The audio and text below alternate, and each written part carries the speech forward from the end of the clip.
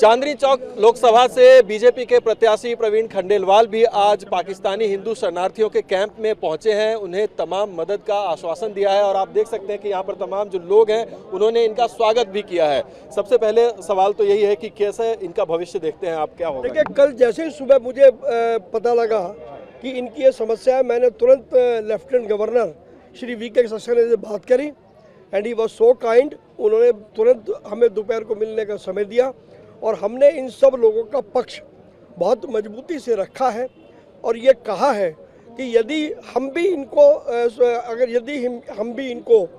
उजाड़ देंगे तो इनका रखवाला कौन है। उपराज्यपाल जी ने सारी बात को गंभीरता से सुना है। सोमवार को, शायद जैसा मुझे बताया गया, सोमवार को इसकी तारीख लगी हुई है। मैंने इन सब लोगों से ये इनको भरोसा दिया है, यदि आपके पास कोई वकील नहीं है तो बड़े से बड़ा वकील हम आपका खड़ा करेंगे और अगर कोई व्यक्ति भी इनको उजाड़ने आया तो इनको किसी भी कीमत पर भारतीय जनता पार्टी के कार्यकर्ता उजड़ने नहीं देंगे, चाहे हमें उसके लिए बुलडोजरों के आगे संघर्ष क्यों न करना पड़े।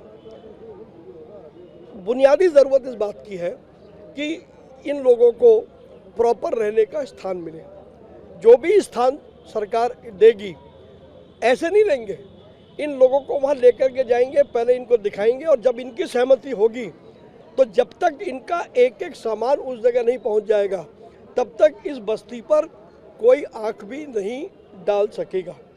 इसके अलावा हमने ये भी कहा है कि यदि यहाँ के इस बस्ती की महिलाएं या पुरुष अगर रोज़गार कोई अपना खुद का व्यापार करना चाहते हैं तो हम उनके साथ मजबूती से खड़े हैं और युवा यदि कोई नौकरी करना चाहते हैं तो ये हमारी जिम्मेदारी है कि हम उनको नौकरी भी उपलब्ध कराएंगे। हम हर हालत में इनके साथ मजबूती से खड़े हैं और किसी प्रकार का कोई अन्याय इनके साथ नहीं होने देंगे। एक दशक से ज़्यादा से ये लोग यहाँ पर रह रहे हैं, अब एनजीटी का आदेश है इसलिए डीडीए की बाध्यता भी है। आप कैसे देखते हैं कि आगे क्या ऐसी कार्रवाई हो जिसकी वजह से इनका भविष्य सुरक्षित हो सके, क्योंकि पाकिस्तान वापस जाने का ऑप्शन नहीं है? देखिए, एनजीटी अपनी जगह है लेकिन किसी चीज़ का मानवीय पक्ष भी तो होता है। बिल्कुल। आज यदि इनको डिमोलिश कर दिया जाएगा तो ये क्या सड़क पर रहेंगे? छोटे छोटे बच्चे हैं, बाकी लोग हैं, तो किसी के दिल में दर्द नहीं होगा।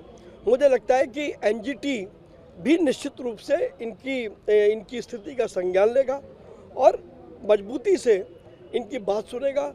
सरकार को कहेगा कि जब तक इनको इनके हिसाब से अलॉटमेंट नहीं होती और मिल नहीं जाता है तब तक कोई कार्रवाई न की जाए। इस बारे में यदि आवश्यकता पड़ेगी तो हम एनजीटी से भी बात करेंगे और एनजीटी से भी अनुरोध करेंगे कि कम से कम फिलहाल इनको सबसे पहले सरकार की जिम्मेदारी है। लेकिन बेहद अफसोस की बात है कि 10 साल से ये लोग यहाँ पर हैं लेकिन दिल्ली के मुख्यमंत्री को एक बार भी यहाँ आने की फुर्सत नहीं मिली है।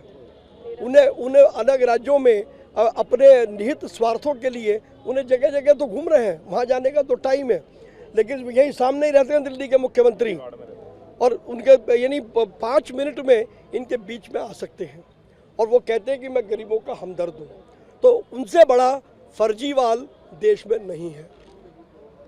धन्यवाद हमसे बातचीत करने के लिए। तो प्रवीण खंडेलवाल आज यहाँ पाकिस्तानी हिंदू शरणार्थियों के बीच में पहुंचे और उन लोगों को आश्वासन दिया है कि किसी भी तरह की डेमोलिशन की अगर कार्रवाई होगी तो भाजपा उनके साथ खड़ी रहेगी और भाजपा के तमाम लोग जो हैं वो बुलडोजर कार्रवाई के विरोध में खड़े रहेंगे। किसी भी कीमत पर यहाँ से शरणार्थियों का एक बार फिर से विस्थापन वो नहीं होने देंगे जब तक उनके लिए कोई ठोस व्यवस्था ना कर दी जाए। TV9 भारतवर्ष के लिए राजेश के साथ दिल्ली से मैं अभिजीत ठाकुर।